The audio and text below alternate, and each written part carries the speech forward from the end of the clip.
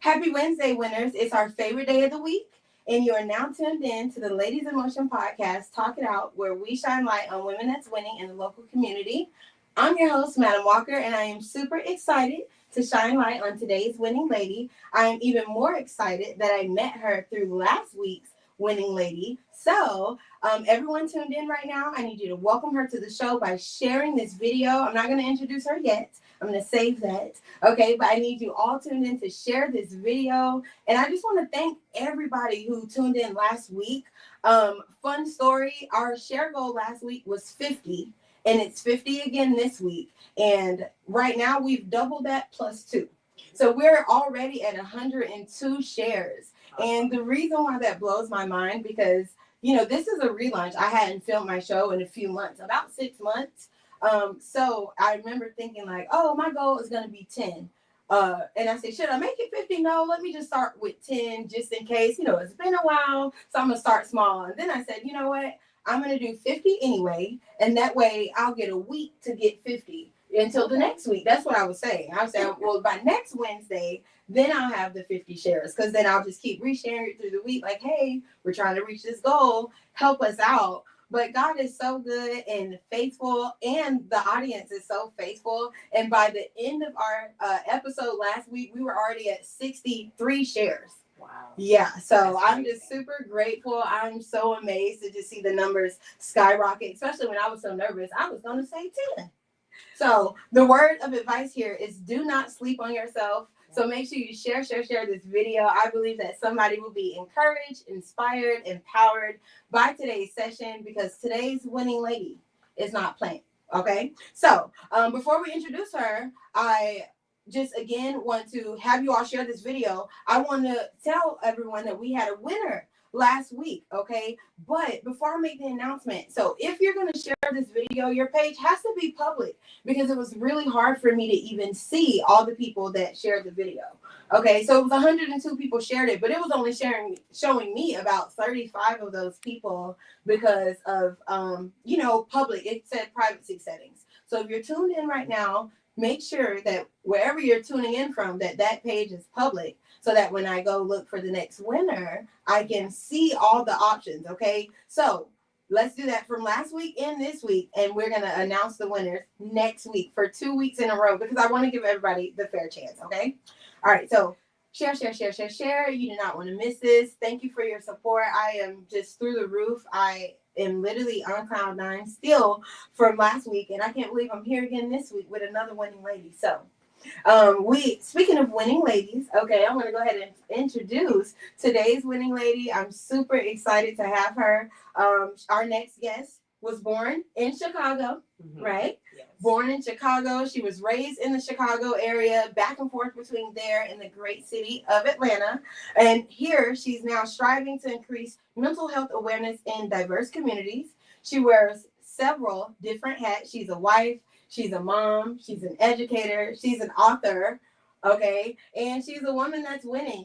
And did I mention that she was a mental health therapist, okay? And we're going to get into it today. She's doing wearing all these hats while also balancing her business, Fit Life Wellness.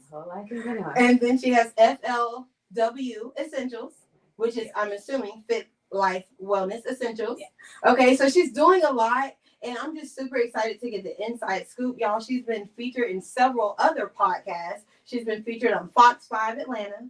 She's been featured on 94.1 here in Atlanta. Is it 94.1? Mm-hmm. Okay, 94.1 Atlanta.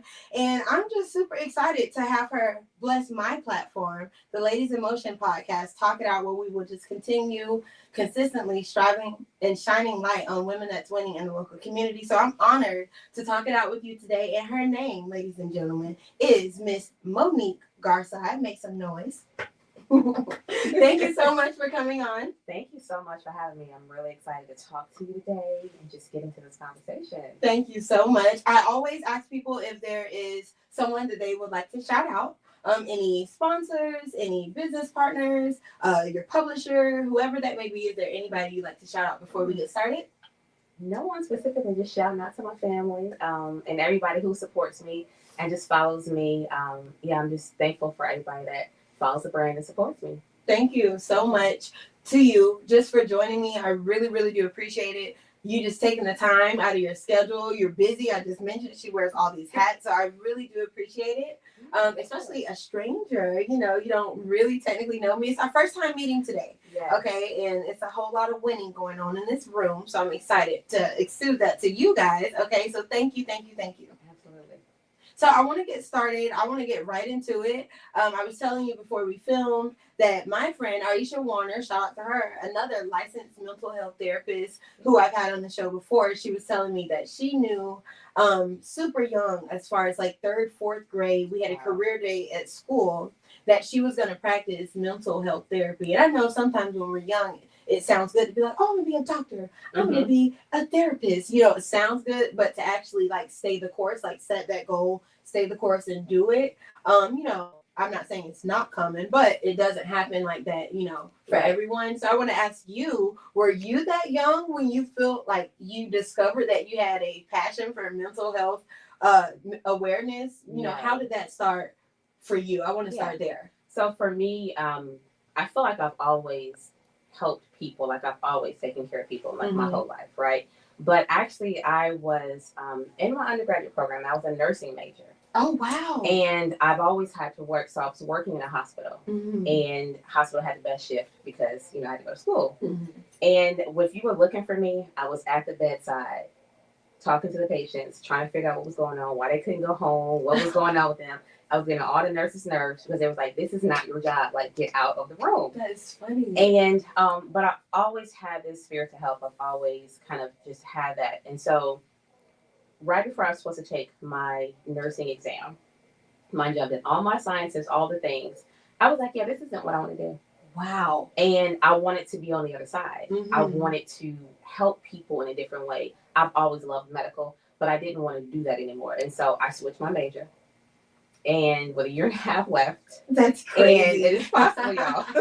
And I said, I'm going to do social work. And so that is where I went into social work. I didn't know that I would eventually be into like private practice, but I knew that this is where my heart was. So if you're looking for me, like I'm helping people navigate life. And I feel like I've always done that. Those things where you're like, this is what I was like, I've always done it before I knew it was a thing. That is what it was for me. I love that because, I just find it that sometimes and I usually start my interview with this question. I'm going to go to that next, but I always ask people, like, when you were in high school, about to really step into the adult world, what was it that you saw yourself doing at that time? And is it anything similar to kind of what you're doing now? So you said you were going to pursue nursing, right? Yes. And so where did that come from? Like, what made you even decide nursing? Because you do like to care for people, or did you see other nurses like around you? Like, so I think I've always had this love for like healthcare and just the medical field and helping people in general. And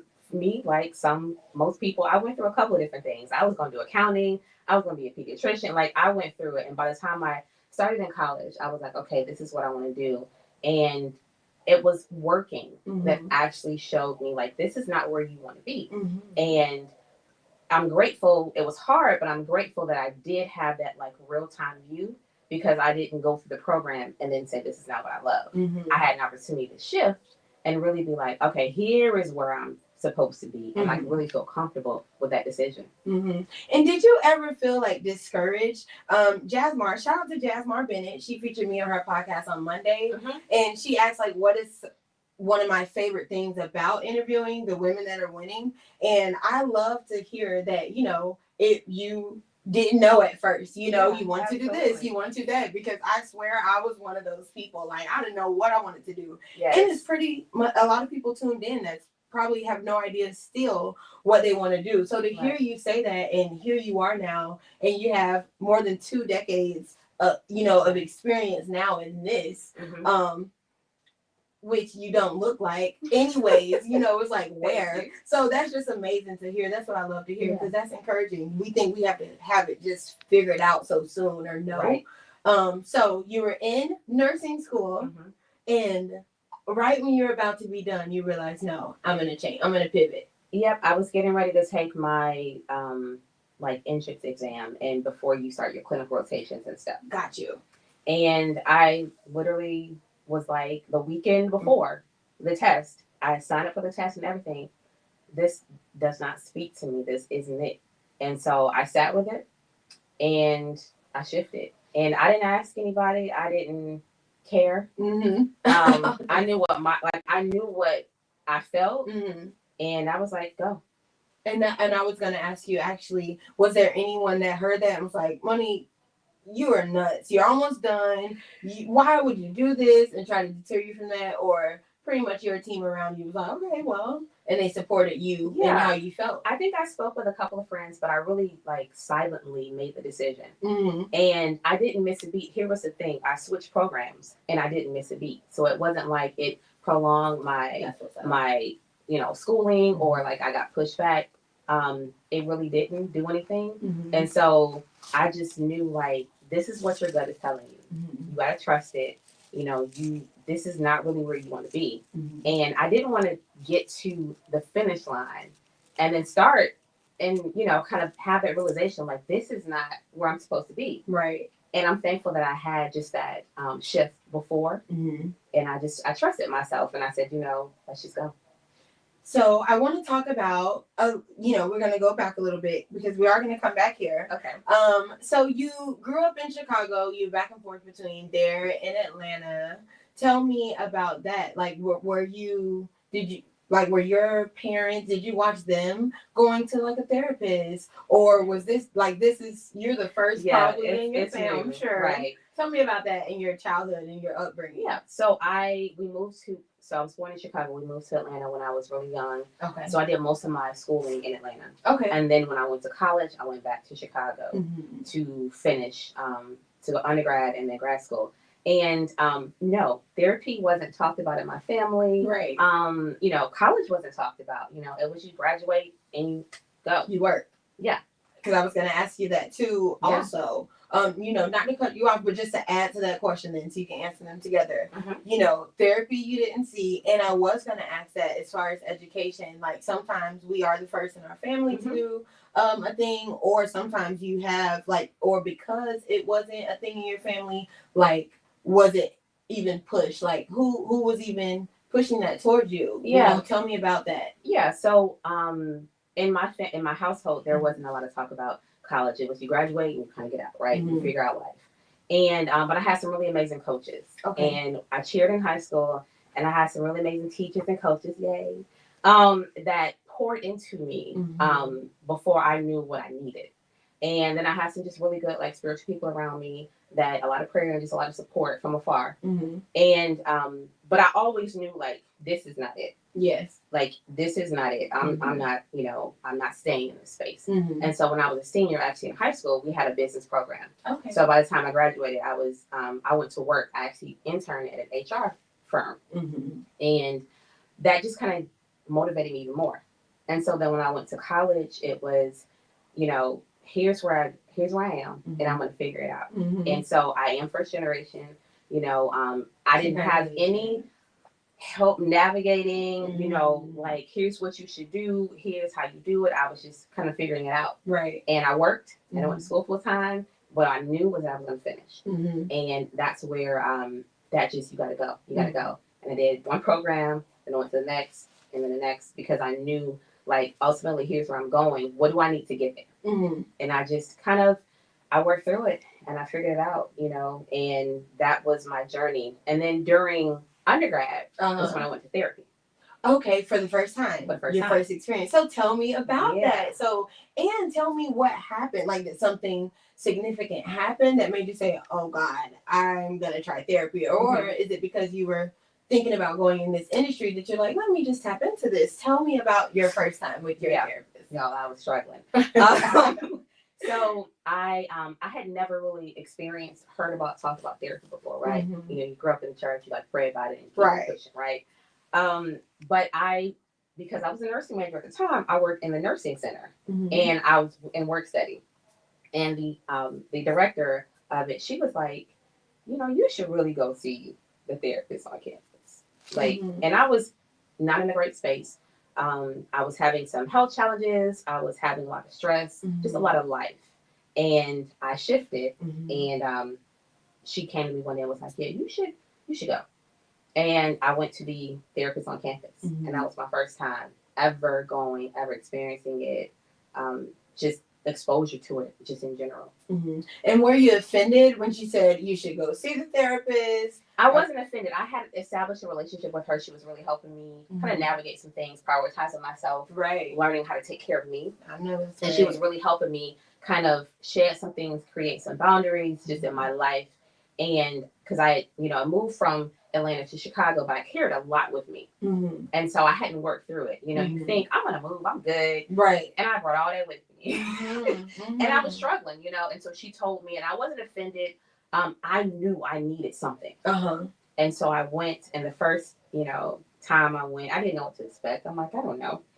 And it was interesting because she would just like patiently sit there and like, what do you want? What are you doing? And I'm like, not used to this space. And I'm like, I don't know, And I went a couple times, and then I think I was good. I thought I was good. And then like I went back and I was like, wait, fix me. Like something's wrong. And she was like, no, it's not.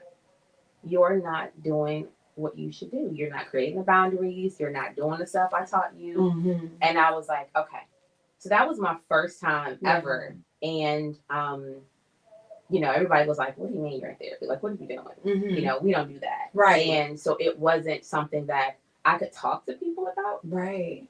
It was kind of that silent journey because nobody really understood it because no one else around me had ever experienced or been exposed to it. Yeah, when you're doing the first of something, it just doesn't make sense to the rest of the world. And so you said you were not offended. No. You went into it. So your mindset obviously was open, you know. Good. And so do you feel like people, in order for therapy to work, you have to go in like with that type of mindset, or you can't go in and say, okay, I'm just going to do this because Miss Monique told me I need to do this, you know, or you really do have to have that mindset like, okay, I'm seeking to get something out of this, or what? What's your advice? So it's a big answer because for some people, they do need to be ready to do the work. Some people, they don't have time to get ready. They just need to go, right? And we'll figure it out when you get there. And so I think it depends on your situation and what's happening and how urgent it is. And I think you have to look at it like, for some people, when we say therapy, they're like, oh, I'm calm, I'm fine, nothing's wrong. We always think of crisis. Right. But therapy isn't about crisis. Right. You need therapy just to navigate so many things in life. So I think for some people, they're waiting on that, like, it's not blowing up around me. And then it's me having to say, well, it doesn't have to be. Where is it? So I think to answer your question, for some people it is getting ready, and then like I said, for other people it's you just got to go and we'll figure it out when you get there. Yeah. And so it's because you may not ever get ready, but you need it. Right. So waiting on that, like to agree with yourself and say, okay, I'm gonna go, may not be something that you have to wait for. You might just have to go. You might have to just do it. Do it afraid. That's right. I heard somebody say that all the time. That's advice I heard often. Yes. Do it afraid. So my question for you, if someone is looking to get in this industry, like what does that process even look like? Like do you just get your bachelor's? Do you have to have your master's? Because I know that's what you did. What does that process look like? Yeah. If you can walk us through that. Yeah. So when we talk about being a therapist, there are many different avenues, right? There's a lot of different credentials. Yes. So for me, I'm a social work, so I'm rooted in social work, right? Okay. So I have my bachelor's in social work, and then I have a master's in social work. In order for you to practice independently to test, you have to have your master's in social work. Okay. Your undergraduate could be in something else, right? Because there are a lot of people that might have a psychology background.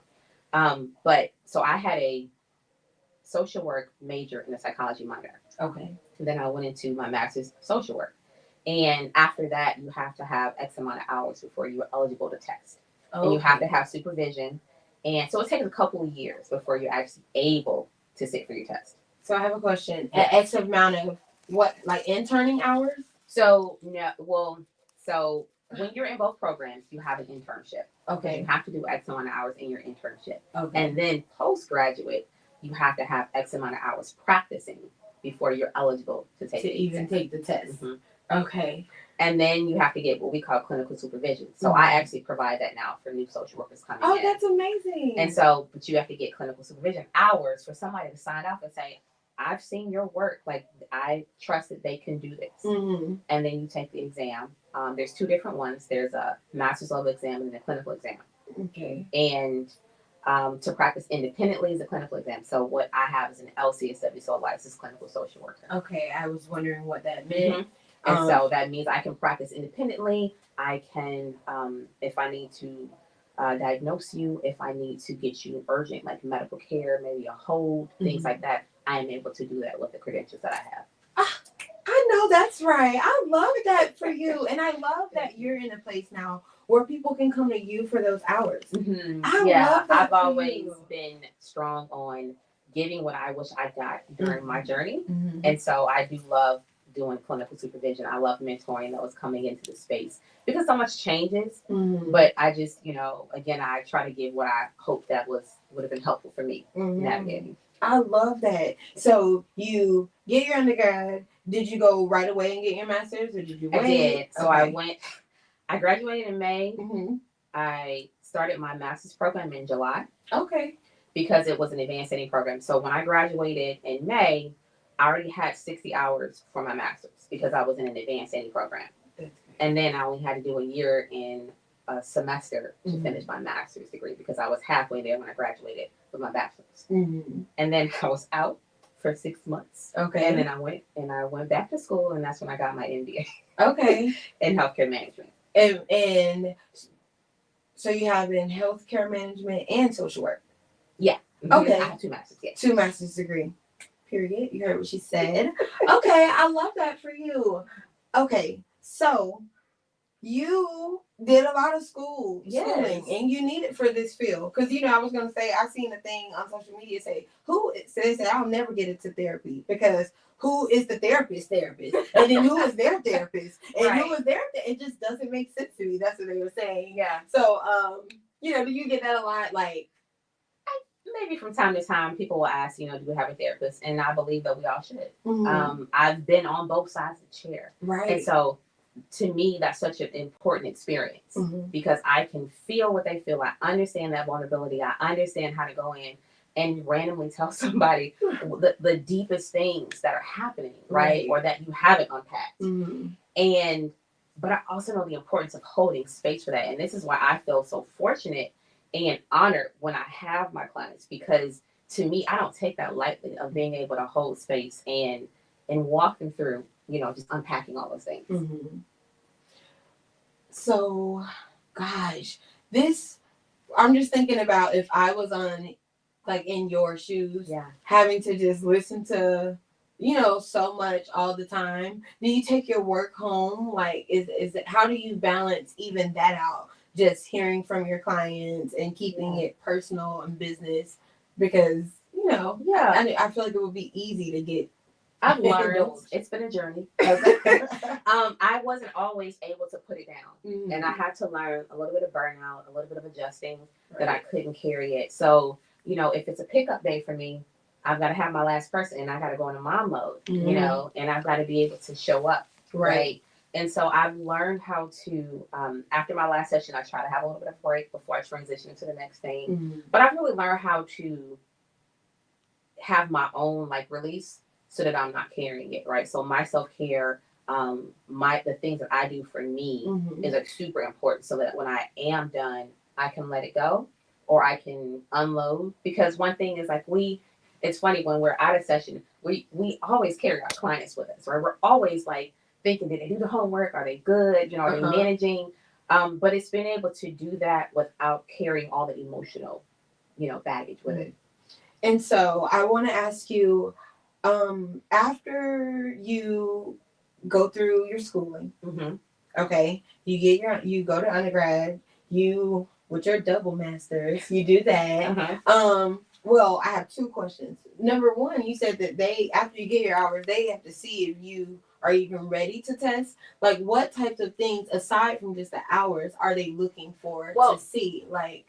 So when I mean the person who's doing your clinical supervision hours, they have to sign off to say, all right, they have enough hours, but I also kind of vet this person, right? I Okay. also feel like that they are ready to test or ready to practice independently. Okay. And then you then have to go take the test. And then you have to take the test. Which doesn't have the greatest pass rate. So then you have to take the test, pass it, and then, you are able to basically practice at that level. And then you figure out, what do you want to do with your license? You have it now. What do you want to do with it? And because people forget, like, social work is such a very big field that there's so many different things that you can do with it. And so for me, I was in healthcare for a really long time. I was 13 years. I was in hospitals, in healthcare, and various areas, from hospital to hospice to transplant. I did all those areas before I went into private practice. Wow. So my mind just keeps getting blown, the more and more you tell me something new. So I'm going to piggyback off that, but I don't want to forget the testing question. So you do your test. What was your experience like for the testing? Like, did you feel prepared, like with the schooling and the clinicals? It's like, okay, I felt prepared for this. Is there book work that you're doing to study for this? Yeah, there are a lot of, at the time, this is probably 10 years ago, there was, these audio CDs. Okay. And I would listen to them in the car, driving from, I worked, I managed some programs in a hospital. So I would go from one hospital to the other. And I would listen to the audio in the car. One of those, repetition works for me. Right. I did, multiple study exams. But honestly, I'm going to tell you a funny story. So you have to apply for your eligibility just to even say you can take the exam in Georgia. And then you have to study your test. So I was almost shy of losing my eligibility. I had waited so long to take the exam. And it was a couple days before my birthday. And I was like, I have to just make this a thing. And I went on my lunch break. Just casual. I just went on my lunch break, and I passed that thing. I was like, thank you, Lord, and I kept it mushed. So how long is this test? It could take, you have a 4-hour window. Okay. So it could take up to 4 hours. And you're going to know, because if you're going to get the green paper or the white paper. Okay. So what do you remember your nerves going into it? You passed it on this casual setting. My heart was pounding. So I got through it. And because there's different versions of it, I was like, where are all the medication questions? Where are all this? I felt like I missed some stuff. Okay. But it was also do not go back and start changing your answers. Right. And of course you hit submit and I'm pounding, heart is pounding. And then it just goes off the screen. And then you have to go outside the testing area to see if you pass. And I did. And what did you do? Who's the first person you called, told? I'm trying to remember. Probably, maybe it's my mom. I'm not really sure. It was a blur, but I remember getting in the elevator, and I remember being able to let it out because it's so quiet in the testing area. And I remember getting in the elevator, and I was like, "Whew, okay, it's over." And I went back to work, and it was nothing. It was nothing because I couldn't put. If I did that, it just would have been so much in my mind. True. And I have to if I'm doing something, I have to make it a thing, make it a part of my day. And I went back to work, and some of the nurses were like, "Wait, what?" And I was like, yeah, I passed. I just went and passed it, girl. It was nothing. I love that. And that was the beginning of the shift. And so you're making this shift, which I love for you. How does this shift happen? Because now you're going to be stepping into a new field, kind of, because you were in health. Yeah, so it's not necessarily a new field. It's just more practicing independently. Okay. So what at the time, I had started to practice part-time, and I had a good friend. We were talking about, kind of carving out our own lanes. And one thing I do know is I love healthcare, but it also restricted how I wanted to do things. And as I was looking at where am I going to settle, where am I going to go next, right? Private practice was it. And so I started part-time. So I would take clients in the evening. So I worked my 8-hour day, and I'd go take my clients in the evening. And my office was down the street from the hospital, so I was close. And I take my clients in the evenings, and then I got pregnant with my son. Okay, your first child. First child. One and only. You wanted? Oh yeah. So you have only child. And yeah. Time out, because so many things are coming in my brain too. Okay. So when do you get married and stuff in between all this? While you're in school, after you're married? All this is after. Okay. Yeah. So all this is after. So it's funny because I did me first. I did all the things. I focused on that. People knew me. I would go ghost. They knew something was happening. Moniek was doing something. And I'd pop back out hey, y'all. but I was always very like, this is what you're doing. That's what's up. And so I met my husband. I was still working at the hospital, and that's when I met him. And then we probably couple years after that, I was doing the practice part time, and then let's back up a little bit. So I'm also a personal trainer. I haven't trained in years, but I love health and wellness. Okay. So I actually had a personal training studio, and then I closed that and flipped that to the office. You had a personal training studio, and you closed that, which is now your office.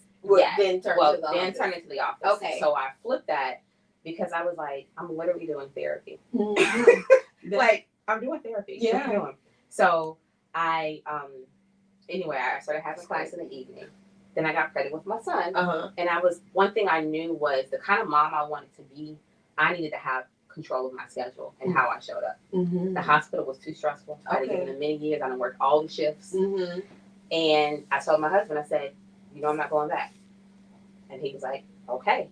So after I had my son, I didn't go back after maternity leave. I actually went to do the practice full time, which was a very big shift because I lost probably 70% of my clients because I no longer did evenings. I was a new mom. I wasn't going to give y'all my evenings. Right. I needed to be present for my son. And so I flipped it, and I had clients during the day so that I could just be present. And I did it part-time for a while because my son was home with me. Right. In the beginning. And then I went full force into it. My practice this month, 8 years. Congratulations. Thank you. 8 years. So what does that even look like? Like a person that wants to get to their own practice. Is there separate licensing that you may need now since you are now practicing, tell us about that. Yeah, once you have your independent license, you can do your private practice. A lot of people start where they go into agencies that already have a practice established, a group practice, and they'll do that. Or some people just kind of start their own thing. It's funny because we were winging it. Like when I started, I didn't have a playbook. I didn't know what to do. I was doing my own credentialing and everything, getting on insurance panels, and I was just figuring it out. Now I think for people, it's a little bit of they do the group practice first just to kind of get established and figure it out because it is a sacrifice. Like you have to build your caseload. You have to let people know you're an expert. Like people have to believe that you know what you're doing.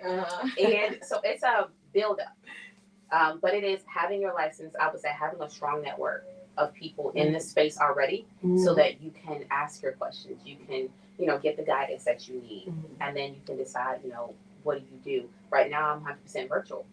Oh, really? Okay. So during the pandemic, I just kind of let the office go, and now no one wants to come back in person, which is fine. Right. So I literally see everybody virtually. So you like it though? I do. I love it. I think you can. This is the important part about being able to connect with people, is that even on that screen, people can still feel like you're there. Yeah. And when you can do that, then it makes sense. And so that's kind of why it's just been easy to continue virtually. That's amazing. I love that for you. So you really, I feel like just took control of your, you took control of your own story. Like, what, I'm doing this, but I want to create my own schedule. Like we talked about you being just an intentional person. Yeah. That's what I can obviously see that. So let's talk about Fit Life Wellness, the brand, your private practice. What areas do you feel like you specialize in? If that's a thing, I don't know if I'm even using the right terminology. If that's a thing. So for me, I always say I will work with anybody who's ready to do the work. So I work with individuals who suffer from anxiety, depression, life transitions, grief. Grief is a big one that I work with. Postpartum. So I like to work with clients during pregnancy and then postpartum, right? So for me, it's a mix. I have kind of this holistic perspective because I have a heavy medical background, right? So I understand kind of how the mind and body work. Right. And so I'll ask some questions and they'll look at me. I'm like, I know I'm asking you questions about what you eat, what you're doing, how you sleeping, because it all goes hand in hand. Yeah, and so I take that approach when working with my clients. And so I see primarily individuals, and they're all 18 and over. Okay. I love the littles, but that's not my space. That's not your space. 18 and over. At least you know that. And yeah. Yeah. Wow. Okay. So Fit Life Wellness, when did you start that? Like, how long after earning all of your certifications and everything did you start your own practice? So let's see. I passed my exam in 2013. Okay. And then I started the practice in 2017. Okay. Yes. That's amazing. And you said that was a hard transition because you had to build up your clientele again. That was after you had your. Yeah. So in the beginning, it wasn't that bad because I had full-time gig. I was like, well, they'll come, right? Okay. And so I had a couple in the evening. It was funny. I remember having my first client, and I was like in panic mode because I was like, oh Lord, don't let me mess up these people. Like, let me, let me do this right, where you're not stressing yourself. But after they started coming, it was great. And then yes, when I switched. After I had my son and I started, picking back up, it was kind of having to figure out. But it was a process, but it was also something that I was committed to. And I'm just like, it'll work. How do you gain your confidence as a mental health therapist? Like a teacher, they get evaluations from the principal and they're like, okay. And then they may be teacher of the year. But how do you gain your confidence? Like, you know what? I'm the one that you should be referring to people. How do you gain your confidence in this industry? That's such a great question. Yeah. I've never really thought about that. This is a heavy job. I just do it. I trust what I know. But I also trust, like, this is my gift.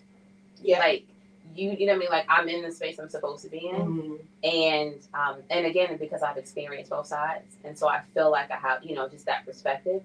But I also can see when it shifts for them. That's when you know you're doing it. Really? When you have your clients and you're like, that's it, stay right there.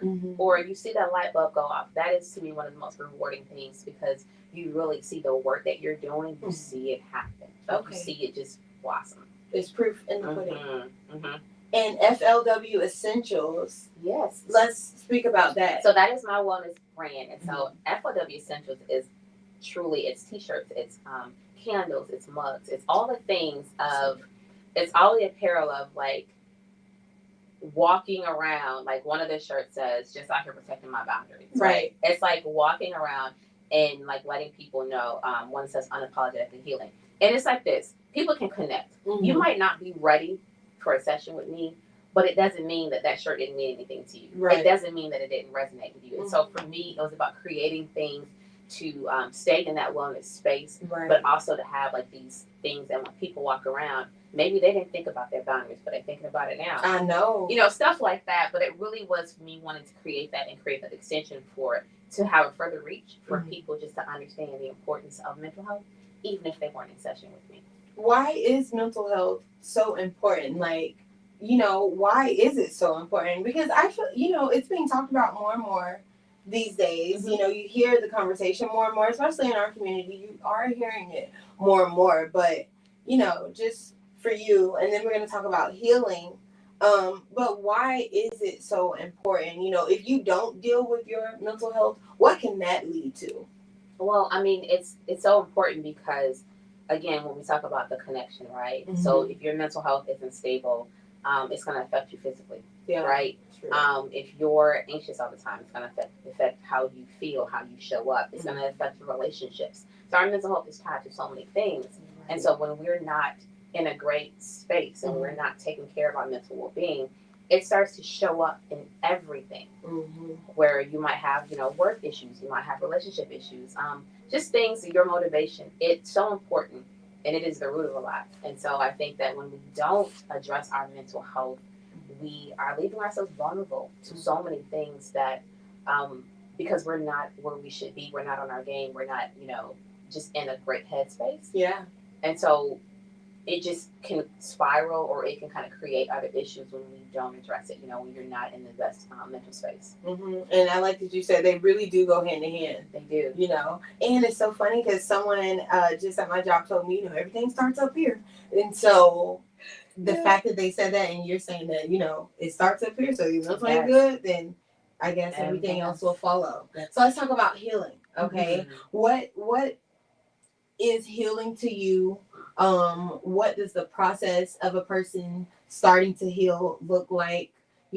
Talk about healing and why is that so important to you? Yeah, so healing, it's a process, it's a journey. I think healing is unique to the person. So when we talk about healing, we want to look at like all the things that people are doing, right? But healing is personal, it's intimate.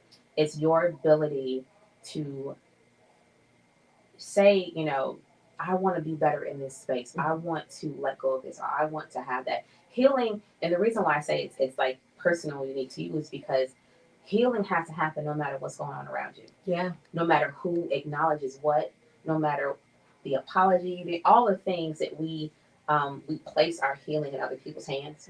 Somebody needs to say they're sorry. Somebody needs to acknowledge something, right? But healing is personal to you. No matter what is happening, it's your journey, and it's the decision that you make to grow, to not carry things, right? To not repeat things. It's a decision, and I think healing is powerful. It is also, there's no time limit. So where we might be like, yep, I'm good, I'm past that, and things may pop up again. And it doesn't mean that you're not healing or you're seeing setback. It just means that's a part of it, right? Every now and then you get a reminder that you're on your journey. Yeah, listen, when you said that, I was like, ooh, what you that get out my mind, Moniek. Hold up, get out my mind, because it be like that. You think you're maybe healed from something, and something comes up, and you realize, oh, that I am still affected, or I still got some work to do. So I just love to hear the licensed therapist say it. You know, and I think it's just when you decide to take that journey, whatever it looks like for you, you have to do it for you. You have to understand. I always tell people, like, you got to know your why. Yeah. Why is this important for you? Why do you want to do this thing? Because when you can connect to it and you can understand for you why, then you stay committed to that journey. It's not a fad. It's not a trend. It is like truly an investment into yourself. Of like, I want to be better, and I'm going to take this journey. Yes. And then when you're healed, see, I was going to ask the question, but that just resonated with me. When you're healed, though, that's when you can like put those boundaries up and stand on those boundaries, though. Because you're healed, you've done the work, and I'm like, at this point, I've done the work. I'm not willing to backtrack. Right. Or let my boundaries down. Or sometimes the boundaries help you heal. Yeah. Right? Because those boundaries, they go hand in hand. It's protection. Yeah. And so if you create the boundaries, then you are protecting that journey. Yes. Right? So it shows up like throughout the whole process, right? When you're in it. But you're right. You do have to, when you start to heal, you start to look at things differently. You start to approach things differently, but you also start to move in a way where you are protective of what you just went through. And I am in my 30s, and I feel like I just in my late 20s mastered, oh no, I gotta have some boundaries, and it doesn't matter who it is. And this is important, and I'm going to stick to it no matter what. So I do want to ask you, like, why do you feel like boundaries are important for people? You said they protect people. But, if a person doesn't put up boundaries, what is the downfall of that if they don't put up boundaries? Right. So if we don't put up boundaries, and let's talk about boundaries really quick. Okay. Boundaries could be something as simple as not answering a phone call. It could also be, I can no longer be in this space anymore, right?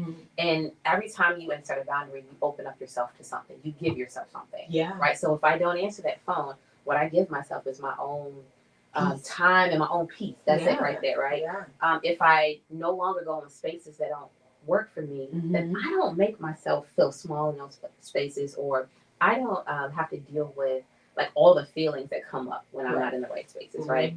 But boundaries are protection for you. They give you something. And so when you're on a journey specifically, we can, again, things can shift us, interrupt us, disrupt us. If you have the boundaries, you're protective of that healing, of that process, of the work. Yeah. Like that version of you, you're like, wait a minute now. I tolerated this before, but we're not doing it in this space. And I was going to say, you kind of recognize it. Like, I feel like you kind of recognize it, while you're on this journey. Me speaking for myself, I've just been on a whole journey. I really have, just inside out. I want inside to match the outside. If I guess I think the outside cute, but I want the inside to match, as well. Yeah. And with the boundaries, like sometimes I recognize like, ooh, if I was in this situation before, I would have handled it like that. But now since I am this new and improved, or this person that's protecting herself, you, like you said, you recognize I won't do this anymore. I won't put up that It creates an awareness, right? You're more self-aware of the things that you do, where you're like, nope, I'm not going back to that. You see it coming. I love that. So let's talk about, you got this event coming up. It's so many things that's coming through my mind because I have a mental health therapist here. I feel like I want to get everything in. But let's talk about this book, I Can, I Will. I want to talk about that, and I want to talk about the event that y'all have coming up this weekend. But let's just talk about the book first because I can't wait to tap into this. Like I said, I've been doing the work, so it's just going to help me get the work done. And I'm really looking forward to it. So I Can, I Will is a 30-day guided journal. And I wrote this journal. I always recommend journaling to my clients. And they would just whine and fuss about, not enjoying the journals and just having a hard time writing. And so during the pandemic, I wrote it, actually. Really? And because, one, I was so busy because people were sitting still. When we learned that people had a hard time with life when you had to sit still. Yeah, they did. And so I sat and I said, okay, I'm going to create something. And it sat. I created it. I was completely done with it. And it sat for a while. And then this last year, a good friend of mine was like, you better put that book out there. And I was like, okay. And you know how you're always waiting on the right moment, the right setup, all the things. And it was like, just go. Like, just go. And so I published the book, and it's gotten great feedback. But I wrote it from like hearing everybody, what they needed, what they would like to happen. There are weekly things in there, and there are prompts that kind of go day to day. And it's truly about, it helps you to invest and focus on you.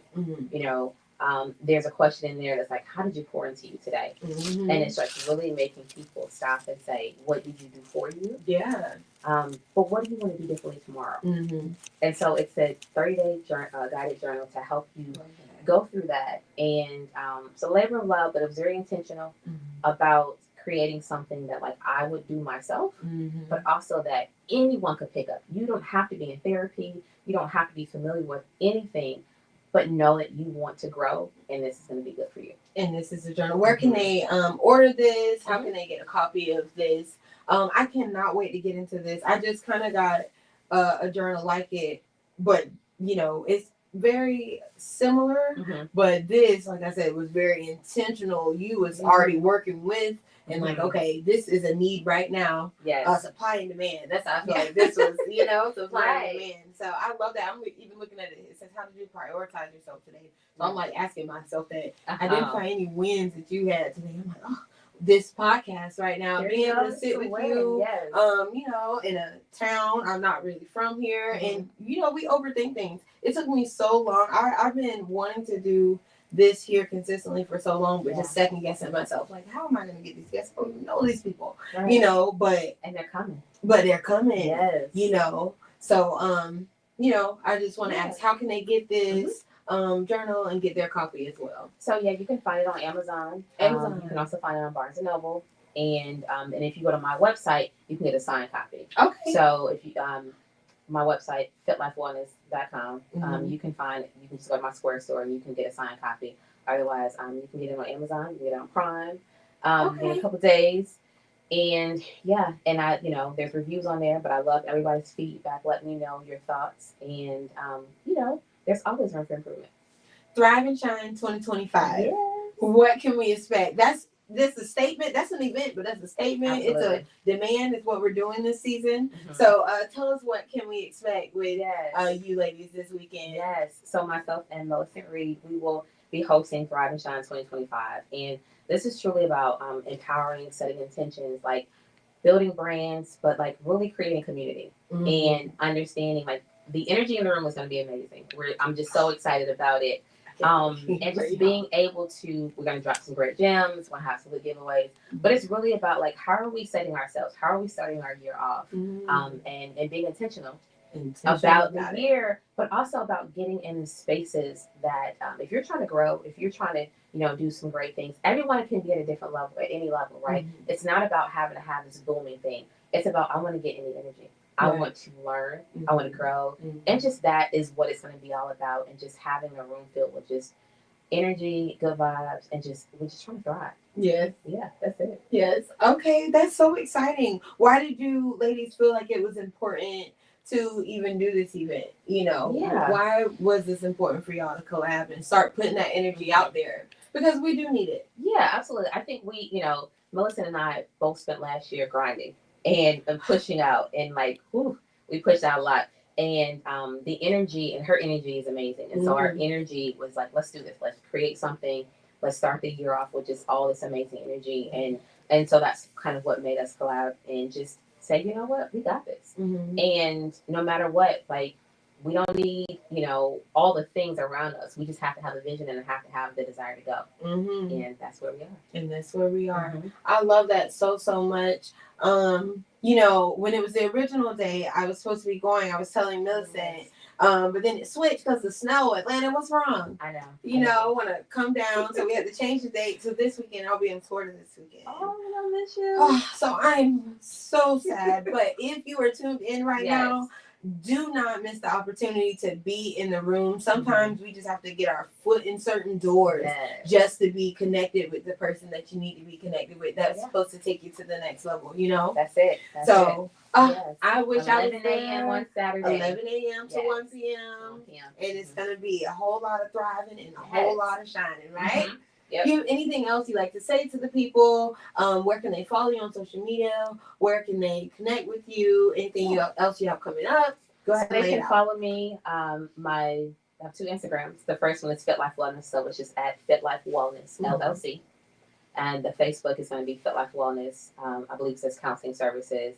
My new brand is I Am Moniek Garside. So if you follow on Instagram, just follow I Am Moniek Garside. And of course, FLW Essentials is just like it says at FLW Essentials.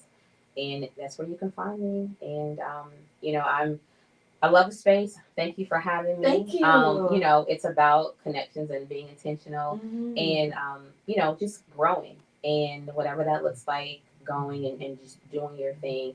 And, I just, shout out to everybody that supports me, that follows me. And there's so much coming this year. I just cannot wait. I cannot wait to see what you do. Thank you. I'm so grateful. All the, the people you'll highlight, spotlight on the show. So I'm excited. Thank you so much. Yeah. I'm super excited. Make sure you share this episode, y'all. Someone might be searching for a mental health therapist out there, and they might need Miss Moniek Garside. So share this video. Someone out there, I know Donald Lewis, shout out to you in Polk County. He's actually someone from my hometown, is going through the practice right now, getting his hours to be a mental health therapist. Okay, so keep going, man.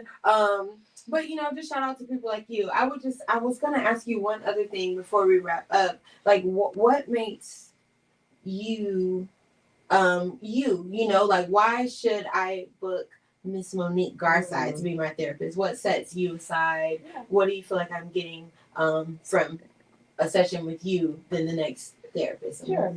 I think I am who I am, so you're gonna get what you see is what you're gonna get. I bring a lot of experience. I bring a lot of passion, and I want to see you heal and grow. And I'm one who I'm very transparent.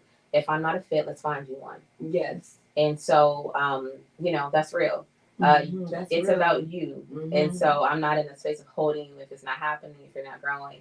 And I care about the process for you, and so that's why just come, connect, and we'll see what happens. Thank you so much. That was great to hear. She said, if I'm not a fit, we'll find you one. So just still prioritizing you and your needs. So that I appreciate you saying that. Yeah, thank you. Thank you. So next week, y'all, I'll be back in this spot again, shining light on another woman that's winning. Make sure you all tune in. Make sure you share this video and follow Ladies in Motion on all platforms. You can find us on Instagram at ladiesinmotion.llc. Our podcast is talkitout.lim.